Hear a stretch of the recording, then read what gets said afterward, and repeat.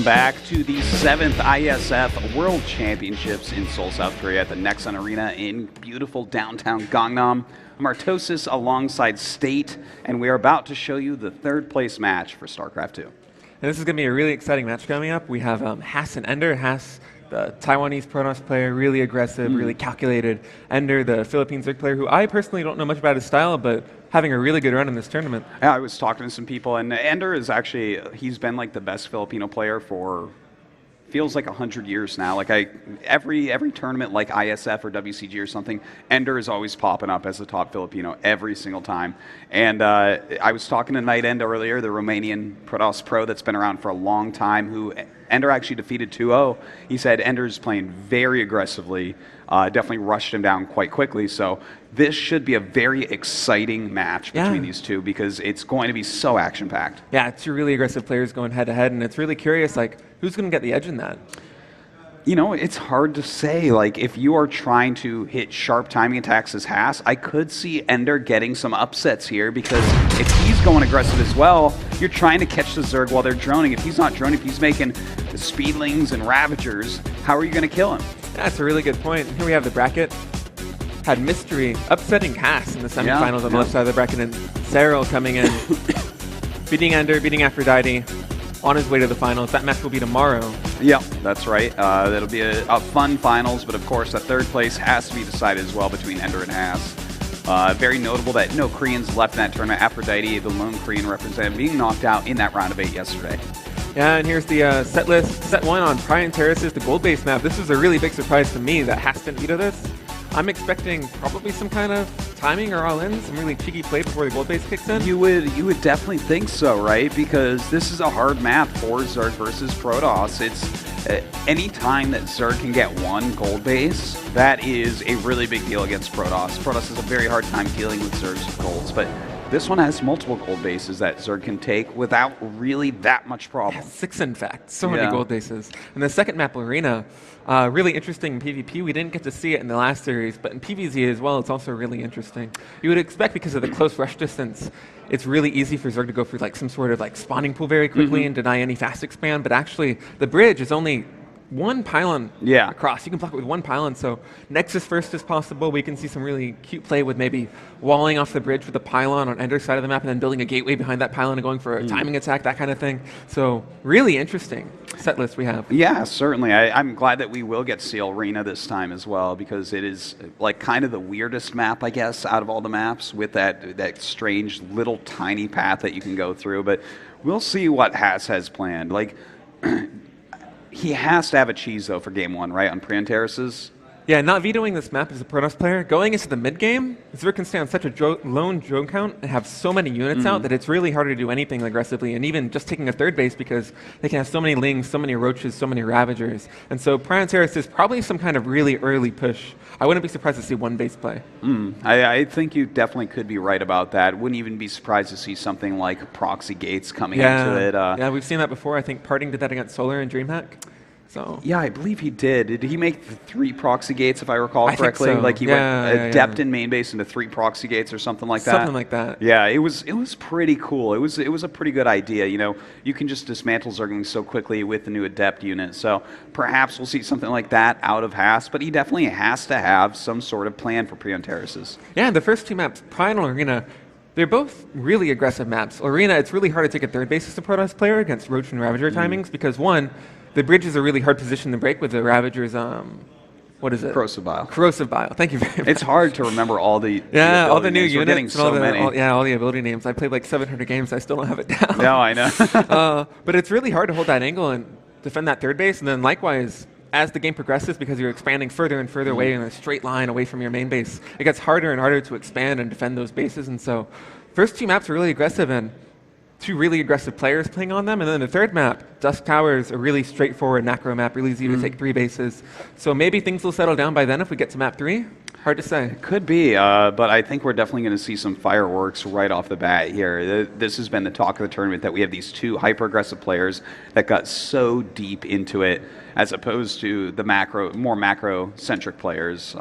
Even though, you know, these guys aren't in the finals, they're up here. They're getting Top points 4. for their countries. They're getting some money. It's pretty awesome. Yeah, we're actually seeing a lot of success for really aggressive players too in Legacy of the Void, because harassment is just specifically so important, so much more than Heart in this form in Legacy of the Void, and so players like Haas were really good with their Oracles and their Phoenixes and Adept, like any kind of play to bring your opponent's drone count down. That playstyle is going to come into effect really, really well for him in Legacy of the Void. Well, hopefully we'll get this first game started pretty quickly. We do have both players ready in that lobby, so guys, get out there, let your friends know. It is just wonderful to be down here at the IESF 7th World Championships, casting a bunch of players from all over the world do their best at this brand new expansion in StarCraft 2. Yeah, the meta is so new, and I don't think I've actually casted a PvZ yet here at the IESF. No, we did TVZ. Well, I guess we had... We did it in the Archon show match. Yeah, in the Archon show match we did have a PvZ. But that's an entirely different beast than 1v1. It certainly is. The games definitely look different there. Yeah, so I'm really curious about how Haas is going to approach this. Like, what is his game plan? Here we have EnDerr, the Filipino third player. Yep, EnDerr, there he is. Definitely the Filipino hope in StarCraft 2. Quite a strong player indeed. Very warm-looking jacket. Yes. It is cold here in Seoul. Well, Philippines is really quite warm, so you definitely got to pack your warmest clothes. We're coming up to very cold Seoul. It's been freezing here for the last few days. So many nations represented in this event. Well, looks like we should get that game started in a second here, guys, and going to be an absolute blast. Who will be able to get that very important third place spot? We did just see another third place match in Hearthstone where our Filipino player unfortunately did end up losing 1-2 and got that fourth place. So maybe EnDerr can do a bit better here for his country. It looks like we're getting ready for that match now. And Artosis, I have to ask you, who do you think is the favorite in this matchup? I think Haas is the favorite. I think Haas is kind of a little bit more well-known overall. It seems like he has overall maybe like a slightly stronger play style, but EnDerr, I absolutely could see him upsetting this. He's a strong player. Even though a lot of people don't know EnDerr, I have seen his name pop up a million times at events like this. Like, he is always the best Filipino player. He is always hitting tournaments like this and doing better than you would expect. I mean, he's not someone that you can just overlook. So if you were to make a map call, you would think 2-1 EnDerr? I think it'll probably be 2-1 for Haas, but if it goes 2-1 EnDerr, I'm not going to be in shock. I'm not going to be like, oh my god, I can't believe you won. I could absolutely understand that happening. Definitely on the same page with you there. Well, hopefully we'll get this game started pretty quickly. Look like there's a little bit of a problem in that lobby, so we're going to get EnDerr back in ASAP. But why don't you talk to us about PvZ a little bit? I mean, I've seen you play in a lot of PvZs, obviously, as a pro gamer out here. And what do you think about the matchup right now? Because I've heard a lot of Protosses whining. Very good point. At the very start of Legacy of the Void, I felt like maybe the Ravager was too strong or the Liquor is too strong. But after playing more and more and more and you're starting to figure things out, it seems like it's almost becoming more of an even matchup, at least from my perspective. It's a lot more competitive. Like, we saw Parting in Solar, and almost everybody was expecting Solar to absolutely crush Parting in the DreamHack finals, because everybody's talking about, oh, Protoss is so weak in PvZ, Circuit's so strong, Solar's the best player in Legacy of the Void right now. I think he's undefeated in tournaments so far. But Parting brought it to 4-3. Yeah, he did. Really close finals. So I think balance-wise, it's a pretty close match. It looks like we're actually starting now. All right, excellent. Well, in the top left, our red Protoss from Taiwan, it is Haas. Looks like he will be going for a while off. Very important ZVP. And his opponent from the Philippines, the bottom right, our Zerg player, is EnDerr. No quick spawning pool coming out from him. I've actually seen that a lot in the Korean server, because the gold base is so easy to take, and actually looks like he's going to go and expand there now. Not too surprised to see that, to be honest. But I've seen a lot of really quick spawning pool play. Oh, he's playing really safe, actually. This isn't going to be... He's not taking the other gold, He's going to proxy hatch, perhaps? Really? Oh my god. Proxy gold base, the best of all worlds, I guess. Wow, okay. So yeah, this is almost reminiscent of... Oh, what was the map in Heart of the Swarm in the gold base before? Oh, yeah. Oh, god. I don't know why I'm blanking out on this. It was like the macro map plan. Yeah, Overgrowth. Overgrowth, yeah, absolutely. It's reminiscent of that. Yeah, it's reminiscent of that map where you would take the fourth base and you can go for some really aggressive play on the drone count with that. because it's so much closer to your opponent's natural expansion. And I think we're Certainly. actually going to see Haas is also taking the gold base. Both players are going fast expand to the gold. As we were talking about, these are two very aggressive players. They both have, they're both very brave, I guess, and very brazen in the way that they play StarCraft 2. So let's see how this goes down. But that wide open gold base, if EnDerr gets really aggressive, how is Haas going to hold on to it? Yeah, I'm certainly expecting him to play aggressive too with that forward gold base. Like, there's no other reason to take the expansion there other than like maybe throwing your opponent off. But Haas is a smart player. I think he's going to read this after seeing the late spawning pool and know that this is going to be a proxy hatch somewhere on the map. All right, well, we'll see where he's going to go with this. The Cybernex 4 is getting started now. That spawning pool has finished up, so both players racing to get out some of these units and, of course, make their drones and probes and get those gold bases saturated. Yeah, it looks like Haas is going to be able to scout this and building his zealot now, just playing very safely. Always necessary when taking that gold. Well, Haas continuing to scout. Hasn't seen where EnDerr's base is quite yet, but he's about to find it here. And this should catch him a little bit off guard. Like, oh my god, you actually took this gold out in the middle of the world. Yeah. And definitely, I would expect Haas to see this and think, okay, there's going to be some kind of aggressive play. But Haas being Haas, him being a very aggressive player himself, he might see this and think, oh, great, this is a really forward gold base. I can push this really easily. Oh, that's really funny. But it might almost be like a present to him. You could be right about that. He definitely could look. Yeah, and look at this. Yeah. Robo on the low ground at the gold base. He's very confident play. And like, look at the rally. If you were to rally like an Immortal, that would be at the gold base so quickly. So. Yeah, it really would. But you know what? Zergling's speed is going to be finished up pretty quickly here. It definitely has a lot of Zerglings suddenly going into production. So definitely going to see some pressure here out of EnDerr. Yeah, actually cutting workers now. And I'm not sure if this is the right move because while that is going to be a large number of Zerglings, like Haas has 2 pylons at his gold base already and a wall in his main base. So the wall at the main probably isn't going to be broken as long as the Adeptus stays on hold position. And at the gold base, I don't really see too many probes going down. So this might be more of a safety play, but after seeing the Robo, I'm not really sure. Yeah, I'm not sure where he's going to go with that, but let's see here. We do have a lot of speedlings coming. He is making that Immortal, so it looks like he does want to go for an Immortal push. Yeah, and at the same time, EnDerr throwing down a Roach 4, and this might be for fast Ravagers, and Haas already with his gold base fully saturated. No Evolution Chamber, that is not going to be a drop Overlord, but... Well, looks like absolutely not going to get any damage done right there. Loses quite a few Zerglings, but going to go ahead and start attacking.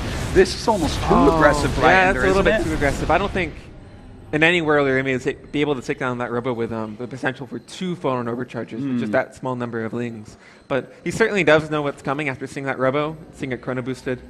So we'll see what his response is going to be and how he's going to try and hold. Well, when in doubt, take another gold base, I guess. He is forcing more energy out of that mothership core, but with the Immortal even standing there now, this is getting really hard for EnDerr to actually get any damage done. Yeah, 3 more gateways in production, and Haas actually building an Observer and a Warp Prism after that first Immortal. And did he actually let Observer and then Warp Prism? So it looks like he's going to try and get a good idea of exactly what EnDerr is at, whether he's going to be doing a big push immediately, or whether Haas wants to be on the aggressive right away. Well, some roaches popping out at the moment. More and more Zerglings. He has just given up on drones altogether with those 2 gold bases. I guess he really doesn't even need that many. Only 36, but a great economy right now for EnDerr still.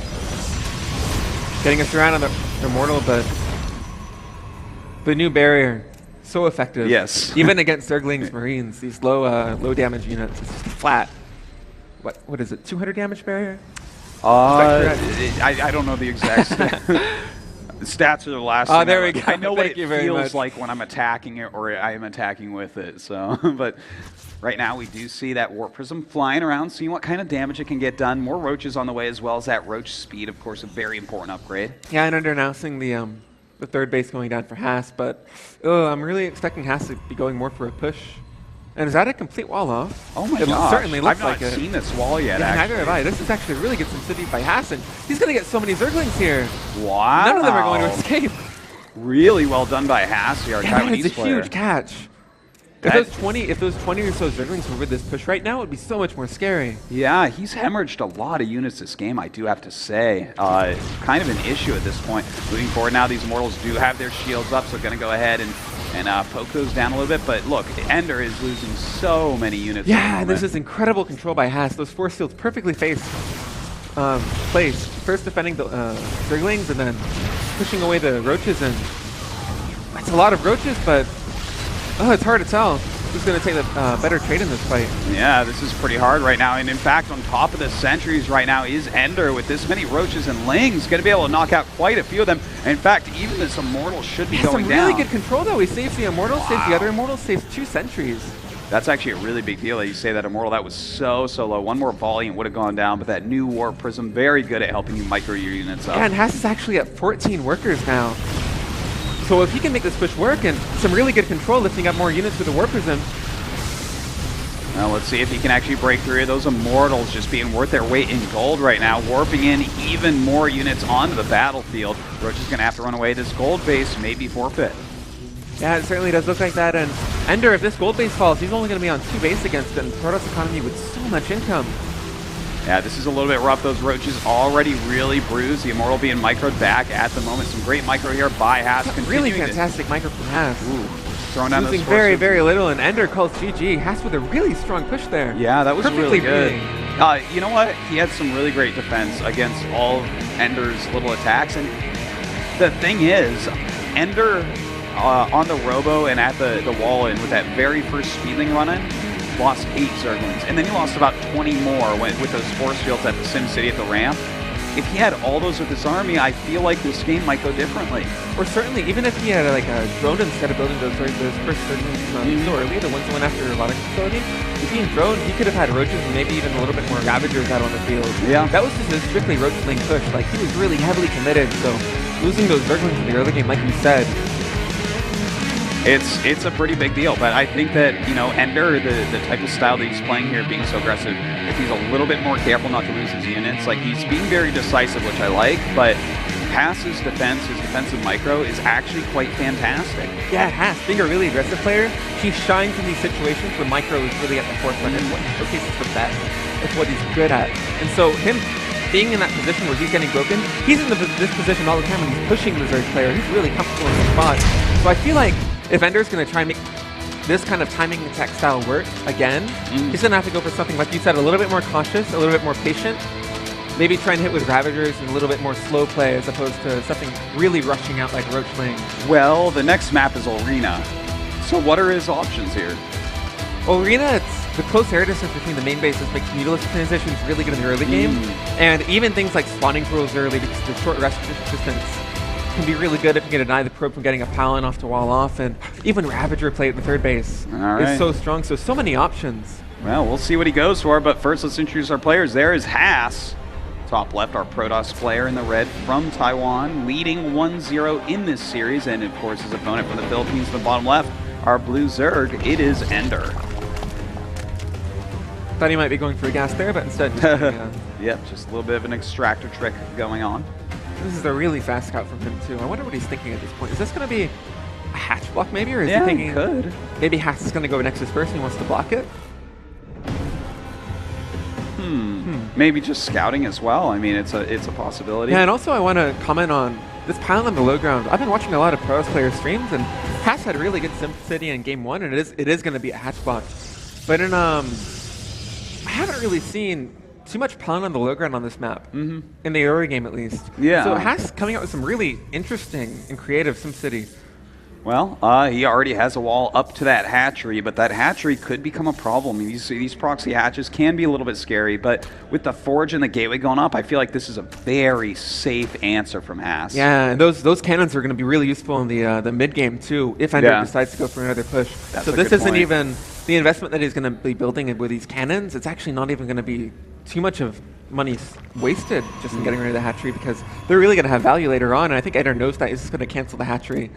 And Haas, he knows he wants a cannon anyway. He's just going to build that and then throw down his Nexus. Yeah, I mean, he may as well. It is going to help him out in that mid game once again, but he just built in the simulator. That's pretty quick. What is he planning with this pylon? Really? I would expect him just to expand straight away, but it's almost like he's one-basing from here. That would be really weird with this forge opening, I have to say. I think that this... I mean, the gas is really confusing me from Haas. I'm not sure what is... He's going to let the pylon finish. He's cannon rushing here.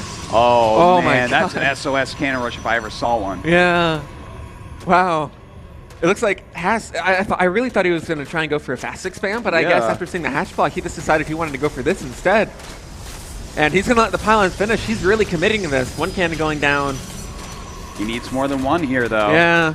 He actually starts his cybernetics core at home. I feel like if you're going to do this, you have to do it all the way.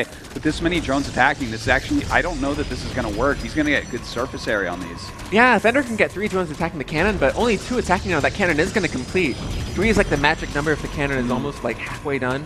You can get it canceled out. But well, now we have Zerglings on it. So this rush for Ass is basically over. The cybernetics core just a little bit too greedy. If you're going to cannon rush, you've got to put the money in. Yeah, and this is so much invested by Haas. The 1 pylon of the natural, or the 1 pylon of the ramp between the natural and the main base. The 4 pylons on the ground, the cannon's being canceled and denied.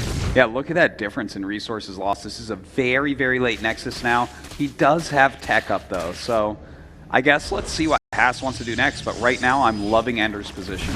Yeah, typically in the early game as a Protoss player, you're going to be a little bit ahead with Chrono Boost and the Zerg spending their drones on building extractors on building, spawning pools on building, hatcheries. They're going to be a little bit behind the working count. So EnDerr being even on the working count, even taking the 3rd base right now, with Haas's natural expand like not even halfway done, this is such a good position for him. And look at this, just going to run by with a ton of Zerglings here. That cannon. He's actually going to go for the cannon.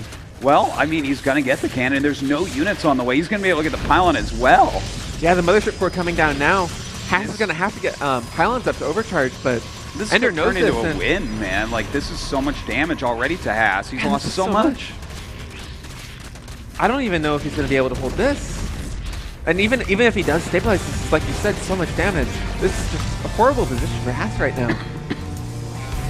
Well, the Zergling's coming in. He does use that pylon overcharge. There's no pylon for the mineral line, and of course there isn't going to be. Like, how could you expect something like this coming? Well, especially since he's already made like 9 pylons this game. Yeah, that's true. Oh, this is such a tough position for Haas. All right, well, he does go ahead and bring in more Zerglings to attack this other pylon. Yeah, and sitting behind that 1 pylon is natural. And this is, he might be able to stabilize here with overcharge, but oh, that's still so many Zerglings. He actually pins this Adept down. That's actually a pretty big deal right there. But, of course, the Mothership Core in the sky, raining down fire on these Zerglings. Yeah, some really good positioning with his Adept by Haas. And so many more cannons and pylons being destroyed and canceled, but he is going to stabilize. And that was a big commitment from EnDerr. He did lose all of those Zerglings. And the rare count, though, 10 up already for EnDerr. And he's just going to keep on droning 6 more drones in production. And Haas looks like he's going to try and come back with a Nexus. But EnDerr, on top of his game, he's going to scout this. And Haas has lost so much money just in canceled buildings this game. Yeah, he really has. And, you know, I like the fact that he tried to, like, hide a Nexus, like, do something crazy to get back into it. But just gets even further behind having that found again. In that position, that's definitely what you want to do. And EnDerr even with the 4th hatchery now. And he's building a Roach Warren, so it looks like he's mining a lot more gas. I think this might actually be a Roach Scavenger timing, or even just Roach and Seedling. I think you're probably right about that, but he doesn't have any anti-air right now, so there's a possibility that he can actually do some good work with the Stargate coming up for Haas. Yeah, this Stargate from Haas is so critical, especially after seeing the Roach Warren. This is a pretty early Roach Warren, especially considering EnDerr knows Haas's tech is a little bit behind after all that damage, and some really good damage coming down from the Adept. 9 drones going down, but Haas seeing this Roach Warren, he's going to see this and he's going to think, okay, it's going to be some kind of aggressive play, because EnDerr knows that I can't be on the map pushing him. This isn't a safety Roach Warren, this is aggression. Certainly it is. Well, looks like we did have a little scuffle at that pylon. It does hold true, though. We have the Lings and Roaches coming up now. A lot of Lings and Roaches following up a few drones as well, as he did lose quite a bit. And Haas actually building a Phoenix. That's not what I was expecting out of Stargate. No, certainly not. Like, I guess it's okay to clear up Overlords, but right now he has to be worried about this Roach Raptor switch. Like, he's even trying to take a 3rd base right now. And yeah, I'd much prefer to see either a Void Ray or possibly even an Oracle here, but it looks like he's just going to try and hold with Overcharge, but that's so many units. I don't think he could have been expecting this. Yeah, no, I mean, those pylons absolutely not going to do anything here. He's just going to be able to pick those off very, very quickly. Haas in a lot of trouble here now. Yeah, Voider coming up, but that's so many Zerglings, that's so many Roaches and Ravagers, and Haas is only on 1 gateway. He's building 2 more Stargates now. He can't defend this. No, certainly not. These probes trying to go to battle right now, but it looks like he's losing quite a few of them. Some good messing up with the AI there with those probes, though. Does kill a lot of Zerglings, but the damage is being dealt here. Yeah, this push is doing so much damage. He didn't really get the probe count that he might have wanted, but picking off the Mothership Core like that with some good corrosive vials is nice. And the Voider is going to come out, it's going to shoot these units away, but the probes are still vulnerable. Well, he's going to go ahead, target on these Roaches right now. The corrosive vials trying to hit that Void Ray. Pretty hard to hit that, though. Easily can move out of the way. Yeah, it looks like he's going to land a couple of shots, take away the shields, but I don't think there's any way Haas is going to be able to stabilize here. The Void Ray is nice, but it's too little too late. I feel like EnDerr, with the early game aggression, he got so far ahead. Certainly the case. Well, we do have another Mothership core coming out, so he can get some more pylon overcharges, but it's not going to be enough. 2 Void Rays going to town on these units. They can theoretically kill them all, but not fast enough before the damage is done. Yeah, and it looks like this will be the game-winning push for EnDerr. It looks like he's going to tie this matchup 1-1. And so we will actually be going to Dusk Towers next. But you have to wonder what Haas is thinking right now. I think in the booth he must be considering, what am I going to be doing in this next game? Because EnDerr, game 1 and game 2, showcasing some really aggressive, really refined playstyles. Yeah, certainly he did.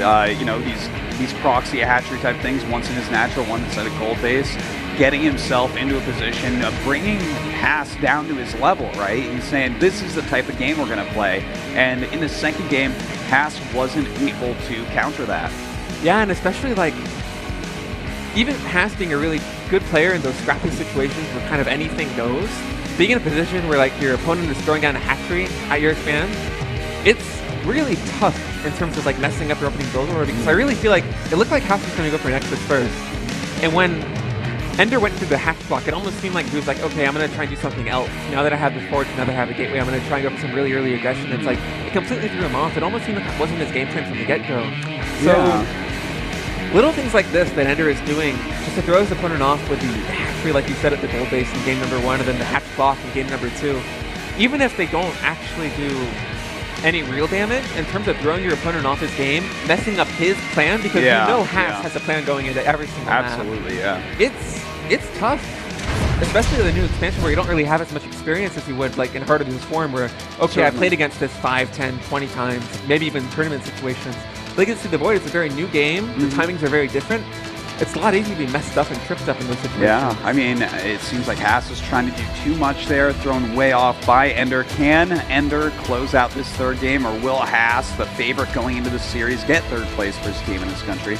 Yeah, and unlike the first team at Trans Aerosystems Arena, we have Dusk Towers, which is, in the map pool, one of the best macro maps. There's an end-base natural expansion, there's an easy third base to take, but we're going to see what happens. All right, we have Haas up here in the top as Protoss playing for Taiwan. Going for yet another Wallen. Not looking too shaken up like game 1 and game 2. And his opponent down in the bottom with Zerg from the Philippines, it is EnDerr. I'm actually really surprised we didn't see any kind of proxy gate play in this series. Yeah, I I thought for sure at that least we'd one see game. it once, yeah. But instead, it looks like we're going to have a Nexus first. No gateway going down quite yet. Yeah, it looks like both players just playing it a little bit slower to start in this game. No proxy hatchery by EnDerr, just deciding to get that very easy to take back natural. Yeah, no drone scout coming in, but this isn't a timing that would block the... That's actually a pretty big deal to lose that first probe yeah, scout. What did Haas actually see? I think he confirmed that there was no spawning pool. And I think seeing the drone scout, I think he knows that this is going to be some kind of macro play, but not knowing whether there's speed coming down or a third hatchery is a really big deal at this moment. That's really important. And also, let's not forget there were 2 proxy hatcheries already. He doesn't actually know where the hatchery is. Even though he knows there's a hatchery somewhere, it could be anywhere, knowing this is EnDerr. That is a very good point. And going back to the speed thing, going Nexus first, it seems like there are 2 very good options. You can go 1 gateway and just play a little bit more conservatively, save more minerals, hide some tech, go for a Stargate very quickly. Or you can go for 2 gate play, which is really good against opponents going up for 3 hatcheries, because you can chrono boost out 2 adepts. Like I said before, you get your gas out and your tech out so quickly, even with a Nexus first and Legacy of the Void. And so him not being able to read whether their speed could be missing a huge opportunity to be doing damage with the depths. Yeah, that's actually a really good point. But again, he lost the probe. He doesn't know exactly what EnDerr's going for. He does go ahead and send another scout probe and will in fact find that EnDerr is being really greedy. No gas being taken yet. And Adepts would have done a lot of damage. It's just not anymore. He's going to have plenty of time to get his speed up. And so I'm curious now whether Hess is going to be going for a Zealot or not. We're actually seeing a lot of players building the Zealot in the early game and then pushing with a couple of Adepts and following up with an Oracle. But it looks like he's actually probably going to be favoring either a Stalker to push away Overlords or maybe some kind of Adept play. But look at EnDerr. He knows he's playing against Haas. So his Overlords aren't actually in the main base of Haas. They're looking for proxies on the middle of the map. Well, it's really cute. We'll see. He's not going to find anything, but good to look for it, I guess, at least. Yeah, there actually is going to be the Stargate going down. This is the main base. It's not going to be a proxy. Nothing too crazy coming down. And I saw, I think, Haas warming up earlier in the day, and he was really favoring the Phoenix play, like one Stargate, even going into 2 or 3 Stargate Phoenixes. And it looked like something he was trying in Game 2, so he might even be going for that in Game 3. Yeah, you know, I wouldn't be very surprised, but look at this. Actually, a very quick macro hatch going down here for EnDerr. Yeah, and I haven't really been seeing this too much. I'm not really sure exactly what the read is from this. Like, what does the 4th hatchery accomplish, do you think? Well, I think if he's getting the 4th hatchery, it has to mean that he's going to rely on speedlings, right? Because yeah, that's you a very need the good extra point. larva. It's like if you're going for anything other than speedlings, I don't think you actually need the 3rd hatch this early on such a low drone count. Yeah, but EnDerr now finally hitting that stage in the game where he is going to pass Haas on the income. Going up to 40 drones now, and so we're going to see if Haas can actually do some damage with these 2 adepts. He showcased some really good adept control in game number 2, even after falling so far behind from the early game. Well, let's see here. We do have some spores going up all over the place, as he does see that this is, in fact, Stargate Tech, and it is Phoenixes, as you call it, state. So we'll see how many Overlords he can clean up around this map, how much harassment he can get done. Yeah, at the same time, Haas going for a really fast 3rd base, so he can try and do some pressure with adepts, try and kill some Overlords with Phoenixes, and let's see what his follow-up is going to be behind that on tech. He's going to throw down more Stargates or maybe something else. And Haas is going to go ahead and scout the fact that there is already a macro hatch up, which could catch him a little bit off guard here. But you know what? EnDerr is going to have the possibility of making a lot of units very quickly coming up. Oh, a couple of Adepts actually getting down here now with the shades. Until this point, it's been such a great defense by EnDerr. No drones really going down, but now losing a lot of mining time in 3 drones. This isn't really the critical damage that I think Haas is hoping for, but I think he could be satisfied with this kind of harassment. Even 7 drones. I think he can definitely be happy now. Yeah, absolutely. 7 drones here. And look at this, adding 2 Stargates. Haas going to go into Sky Toss. Yeah, we're going to see a lot of Phoenix coming out of these Stargates. And this isn't a style that I've been seeing a lot in PvZ, but Phoenix is definitely really popular, especially considering how quickly Zerg players can be getting up to those mutas. And this might actually be a really good read, too, on EnDerr's playstyle, because like you said, EnDerr, having the 4th macro hatch, he's going to be building a lot of Speedlings, and what's really good with Speedlings? Mutalisks.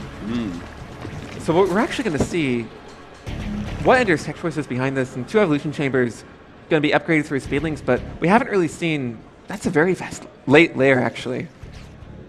Huh. Well, I'm not really sure what EnDerr's going for. Like, he finally does start surging speed, but that seems like it's quite a bit late for having that 4th hatchery so quickly. But you know what?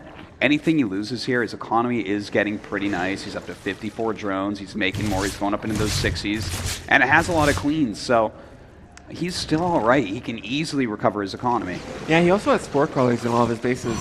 So these Phoenixes probably aren't going to be doing too much damage, and it doesn't appear like there's any more Overlords on the map. So unless he can pick off a couple, maybe drones mining from an extractor, although, yeah, there we go.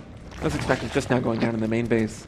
With that many queens and those 3 spore crawlers, 1 in each mineral line, this is not a really good position for Haas to get damage to 9 more gateways going down. That's a lot of gates. He's going like 10 gates plus 3 Stargate Phoenix right now. So EnDerr needs to start making lots of units. That's if he keeps making drones, he's going to be dead. But he has 64. You're never going to see a Zerg player go above that in 3 bases. So I expect to see a lot of units being made by EnDerr, and just in the nick of time. Yeah, this is going to be a really creative timing attack from Haas coming out too. Like, the War Prism's going to finish, and it's probably going to reach EnDerr's base as soon as +1 ground weapons finishes as well. Those 2 synced up really nicely. And EnDerr taking a 4th base, going to Evolution Chamber and getting an Infestation Pit. I think he's misreading this.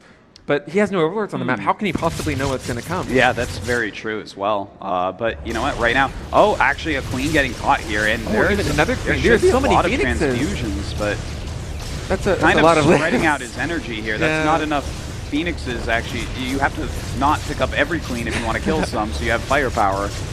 Yeah. But I guess he is starting to cut through some of these queens. Yeah, he's getting some of the queens now. But I guess with that many Phoenixes, the energy is not going to matter too much. And he is going to get all of the queens, so at the end of the day, all right, damage so was done. it did end up working. Could have been a little bit cleaner, I guess, but gets a lot of these queens, and that was really the bulk of his anti-air. Now 10 Adept warps in, and they're in the main base of EnDerr. Oh my god, that is actually already across the map. Big deal. And Speedling's running into this little area. That's going to be very difficult. Oh, that's such a good position for the Adepts, and all of the queens are dead. He can't. Maybe that's why he was so committed to trying to pick up all the queens. It makes they can't kill sense. the Warp Prism. And if you're going mass speedlings, you need a lot of injects, but how many queens does he really have left? Not that many. So many warpins. 20 adepts now in the main base of EnDerr, and the queen's still getting lifted up. Well, this is an insane timing attack. This has so many adepts right now. A ton of Zerglings coming in, actually getting some good surrounds now. The queens just continually get picked up. But let's not forget that larva count is falling because the queens are not around to inject. Yeah, and the Warp Prism did go down, but these are 1-1 Zerglings. They actually might be able to clean up the adepts, and I'm not actually sure how many drones went down. It doesn't seem like a lot. He's still on 63 drones. Yeah, he has a really solid drone count here, but look at the amount of overlords that he's now losing. Now we do have 5 infestors on the way, so a nice few fungal growths chained together on these phoenixes could make a big difference as well. Yeah, and it looks like Hass's follow-up is going to be a 4th base. This timing attack not ending the game, but still doing a lot of damage. I feel like that was a pretty even trade at the end of the day. That was so many speedlings, and they're fully upgraded, so it's like, that's what EnDerr really wanted to be a core part of his army composition, but instead going for the Roach counterattack now. I'm not sure there's going to be doing too much damage. Hass, as we know, with so many gateways, already so many adepts as well. And of course, these phoenixes can pick up these roaches unimpeded, be able to pick off quite a few of them as well. Yeah, these roaches probably not going to be making it home. Maybe a couple of them, but it's a really close game after that push. Yeah, it looks like certainly Hass is moving out again. That's some confidence, man. Well, you know, he does actually have a little bit of a supply lead here. And the thing is, it's mostly in Phoenixes. It's like Phoenix Adept, kind of a funny composition. But oh my god, this could be huge. A few good fungal growths here. Oh, they're all clumped! Oh, that is a huge fungal. That could be a game changer. So much damage. He just needs to chain those all the way down right now. And it looks like he's going to EnDerr with some really crazy fungals. And oh man, those Phoenix are going to get so low. I don't think it's actually going to finish the job. Oh my god, they're so low. All of those Phoenixes. But there's so many, he can lift up all the ants here. They're going to recharge your shields. This is so brutal. Oh, that was so close. He almost killed every Phoenix. This game would be so different if he had one more fungal growth there. Oh, but still, those Phoenixes being so low now. Oh, this is such a close defense. That is a heartbreaker for EnDerr. One more fungal growth, all the Phoenixes fall. His queens don't get lifted. He does a lot more damage here, but look at this. He still has so many lings and roaches. He's actually still cleaning it up. Yeah, these adepts do have +1 ground weapons, but they don't have the attack speed upgrade. And the attack speed upgrade on adepts is huge. And actually, Ultralisk's already entered the fray, and I don't think Adepts going to have a hard time against that. Adepts are certainly going to have a hard time against the Ultra, but also you have to consider there are no Immortals on the field, and Phoenixes are not very good against Ultralists. No, Phoenixes against Ultras, that's definitely one of the great mismatches in StarCraft 2. But you know what? This is a really crazy game right now. EnDerr really pulling out all the stops this game. Yeah, and Hass now seeing the hive. He has to be thinking this can't possibly be Ruralist. It has to be Ultralist. He needs Immortals in this position. Yeah, he really does. And if he doesn't get any, he's in a lot of trouble. And look at this. We have 7 Infestors out right now. He's going to pick up the Infestors. Oh, man. The Phoenix is getting their revenge. Yeah, they certainly are. That is so painful. What's the story of the Infestors versus the Phoenix of this game is just painful all over the place for EnDerr. He did so much damage to them. They're all deep red right now. If only it had one more fungal growth. Yeah, and these Ultralisks moving across the map now. This is really heavily upgraded Speedlings, heavily upgraded Ultralisks, and Hass, I think, only has Adept, 1 Sentry, and 9 Phoenixes on the map. And that's not really the unit composition that you want to have against Ultra Link. Even if you have full energy on all those Phoenixes, it's not going to be able to stop this army. So here we go. It looks like we are going to have an attack going in now to this forward base of Hass. Those Ultras going to be MVPs. Yeah, Hass in a good position with the Ultras doing so much splash damage now. Those Adepts just getting vaporized, and EnDerr getting pushed back, but at the same time, the 4th base is going to go down for EnDerr. Oh, really good move there by Hass. Very important moment, and he is starting his first Immortal. You know, I gotta say, actually, I'd like to see some Void Rays pop out, just because he has a really good point. Yeah, and he's completely controlled the anti-air out of EnDerr as well. Yeah. EnDerr invested so much in the Infestors. All of the Infestors got picked off, and so many Queens have fallen too. Even if EnDerr had the creep spread to be doing a push with Queens and Ultralisks, he doesn't have the Queens anymore. He's been reproducing them, and he only has 3 on the map now, and only three hatcheries mining. He needs those current injects. Well, let's see what happens here. He is moving in now with these Ultras, going to go ahead and start attacking in. We do have Immortals starting to pop out. We have a lot of Photon overcharges going out. 1 Ultra does end up falling. So many Ultralisks at the 4th base pass now. That is pretty insane. Look how quickly they can kill off those Adepts, dealing huge amounts of damage. This 4th base is going to fall. There's no way he can hold this. both players trading really heavy blows right now, and we actually see a Dark Shrine coming down to pass. And consider, EnDerr has very little anti-air, that's and true. Haas has so many Phoenix. That is true. We might see something reminiscent of Phoenix or DT Corsair. Yeah, really. That definitely Phoenix could be the DT case might here. come into play. I mean, And only 2 Immortals on the field. That might actually be a second choice, but this is so many Ultras pushing the third base of Haas. dude, this is enough Ultras. I think he can actually bust this. I mean, these pylons starting to go down. He's throwing down some pylon overcharges. It's not quick enough. The Immortal's going to end up falling very, very quickly as well. And EnDerr might be getting a huge upset here against Haas. Yeah, his third base is going to fall, and he's going to get into the main base very soon. Only one Zealot. 4 DCs being warped in now, and there is no detection. So these DCs will be able to clean up the army, but Haas taking so much damage. Well, a lot of DTs coming in, no detection there. Oh, he might actually just clean up everything. He might lose everything. In fact, I think he will lose everything here. We still have 9 Phoenixes out. How are you going to get detection in? He's going to lose all of his units here. They can't get... Oh, he's blocking the ramp. Oh the my can't God. escape. Everything's going to die. This could be the sickest comeback from Haas to be able to take out all of these Ultras right now. The economy of EnDerr is not very good either. Yeah, consider... EnDerr's third base is almost mined out, and he's only just now building that fourth hatchery. It just started, and his army just got completely wiped. I can't even believe this game that I'm seeing right now. It's 9 absolute Phoenixes, madness. 9 Phoenixes on the map. Oh, 9 Dark oh, Templar. Oh, the Infestors. That's a good fungal, but he's going to be able to lift up the Phoenixes. Yeah, he really is lifting up quite a few. The Infestors. The Phoenixes, actually, some of them going down. It's a little bit sloppy right now. Yeah, But that's a Queen's really helping. big deal, losing those Phoenixes. Only 4. That is not really enough to be able to snipe a large number of Overseers. So Phoenix DT probably not going to be able to come into play. But right now, it's still such a tough position. Like, EnDerr's army... I don't really know. This is crazy. This is a wild game, no doubt, and we're kind of in that funny position. This is actually kind of reminding me of the Archon show match we had last night, where it's like we have several different huge swings in unit compositions, and then suddenly both teams have like no money left. They're trying to take new bases, trying to figure out what's left to do here. Yeah, and even more drones going down now for EnDerr. It looks like EnDerr's going to try and push the third base pass, and I think this is a really smart decision, knowing there are only really Dark Templar on the map. And with fungal growth, being able to see the DTs, and then also, so many Infestors. Even just infested Terrans would be really hard to deal with Overseers. That's very true indeed. And 3 more Ultralisks in production, and Neural Parasite. Parasite. What are we going to see from this? Uh-oh, we just saw a bunch of Dark Templars go down. Only 1 Dark Templar left. Haas has almost nothing left here. He's making some morphing them into Archons. Archons. Uses a lot of his energy there. I think that was a little bit too much. Only 100 energy left. If Haas just waits out, or if EnDerr just waits out the next one on overcharges, but actually he's just going to push this. Lots of infested Terrans going down, and that's only 4 Archons. Yeah, the Archon's actually being fungled there. One of them falling down already, taking a lot of shield damage there on them right now. We do have the Phoenix come back. Can't really do very much. 3 Archons, all that he has left. He has to evacuate this area. Yeah, he's not going to be able to get the space up, and he only has 19 probes, and almost all of them are here, and 3 more Ultras coming on the map. It looks like EnDerr's actually going to be able to close this out with an upset. And GG, EnDerr taking 3rd place in StarCraft for the Philippines. A huge, huge finish for him. And a really big upset as well. I think almost everybody watching this match was thinking Haas, for sure, has got to have this. Haas is a pretty famous player, to be honest, as far as Taiwanese players go. He's quite accomplished. He's making Premier League. Yeah.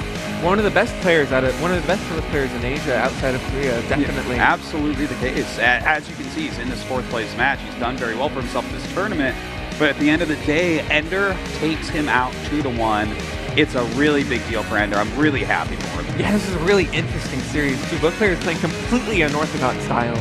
Yeah. Like, even though Legacy of the Void is a new game, there still are trends in the meta, and it feels like both players are playing completely outside of those trends. It's certainly the case. And as you see here, Dust Cowers, our set 1, went to Ass, and then EnDerr cleaned it up 2-0 from there. Some really cool play by EnDerr. Very aggressive, some big switches, and definitely a fun series. Yeah, it's definitely a really interesting series, too. Some really cheeky play coming out of EnDerr with on game 1 and Prion Terraces moving out with a proxy gold base, middle of the map, and then the hatch block in game 2, and just everything about the series, almost everything went exactly as you wouldn't expect it to. Yes. And I think going into the series, we knew these players were really aggressive. We knew they're both unorthodox, but I wasn't expecting something quite like this. Yeah, no, I definitely did not think that the games would look like this. I knew they'd be crazy and wild and back and forth, but definitely exceeding my expectations. So we only have one match left in StarCraft 2. Unfortunately, guys, that will take place tomorrow, and that'll be Mystery against Seoul, a Protoss versus Zerg match to end out the IESF World Championships. Who will win? Will it be China or will it be Finland? So I'm not going to be here for the broadcast tomorrow, Yes. so I have to ask you now. Yes. Between Mystery and Seoul, who do you think is going to take it? I'm leaning towards Seoul. The first time I saw him play, I believe it was at DreamHack Bucharest a few years ago, and I was just caught off guard with how strong this young Finnish player was. I think that he is a real talent rising up in StarCraft 2. And I can see him possibly taking out Mystery, despite the great play Mystery showed earlier. Yeah, Mystery showed some really good games against Haas in the semifinals, some really aggressive games too. So I'm interested in seeing how the finals play out. I'm going to go the other way from you. Yeah. I'm going to take Mystery to win the finals. But all right. Considering the way EnDerr played today, I think there are going to be some pretty wacky games. Yeah, no doubt. Definitely a very fun finals that we're going to have tomorrow, guys. So make sure you tune into that. But that's it for StarCraft. That's it for us today. We're going to go ahead, jump to a quick commercial break. When we come back, League of Legends.